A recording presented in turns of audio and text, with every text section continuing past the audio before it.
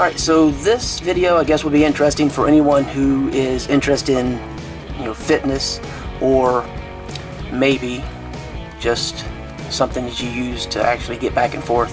So if you're bicycling and whatnot, the nice thing about these is they fit really well, so I think the sizing is very accurate. Very pleased with that. Sometimes you can be problematic when you're trying to find the right size. These seem to work really well as far as the measurement. It lines up really well with the guide provided. And they also have a very comfortable and nice design overall, because in between each one of the fingers is a perforated webbing type sort of breathability is available. You have some additional padding as well as grippy sort of rubberized coating in the palm area, so that gives you that additional texture. It's also along the fingers of the glove, so that's nice. It shouldn't be too slippery for you. And as opposed to my other bicycle gloves that I have where the fingers are cut off, these of course you can see are full finger, so if you got a little bit more colder weather type situation, this is a good thing. And I really like the touch capability. So if you have your phone mounted on your bicycle, or even if you're just using these because you need them for some other purpose other than bicycling, you could do so. It would be nice. They have a Velcro closure, so they're very easy to get on and off. And again, fitment is really good. Like, there's just that little bit of a gap for me. I tend to have a problem finding gloves that fit, and these are probably some of the closest I've found. There's very little on the tips compared to a lot of the gloves that I've used before. So, and another thing, let me show you this. Of course, this touch capacitive surface, it doesn't need to have your finger on the inside to make contact and then transmit to the actual device. And a demonstration of that would be by not touching the capacitive area. I've got my phone here. You can see it lit up,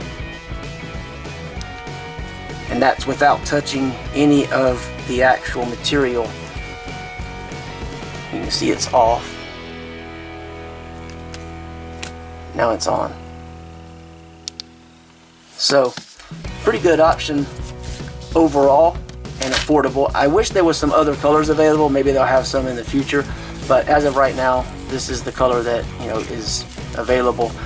But again, you have like sort of a mesh type, so you got some breathability there. So just overall a nice little setup, something that'll be useful getting the bike out. I can't deal too much with the cold, and right now it's near freezing because of health issues, but yeah, just want to kind of share that with you real quick. And if you want to find out more about these, if you want to purchase them or whatever, there's just a link below the video that you can check out and find out more information.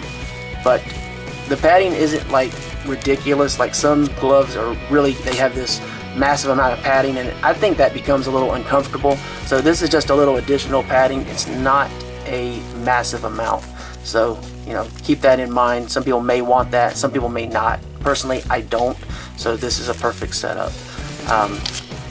So they're really lightweight, and they do have a little card that comes included, and it basically has a little bit of information, and it also has the hieroglyphics, that's what I call it, but tells you what to do as far as cleaning it. And it basically looks like hand wash only, and don't do anything else with it. Probably hang to line dry. So I don't know what all these symbols mean exactly, but basically it says not to do anything. Well, no iron here. So basically hand wash, hang to dry. That would pretty much be the extent. And that's pretty much it. Other than that, it just talks about the stretch fabric, the padded and grippy surfaces, and of course the Velcro type. And it does have a little bit of stretch to it, but not a huge amount. So anyway, check out the link below for more information. Thank you for watching.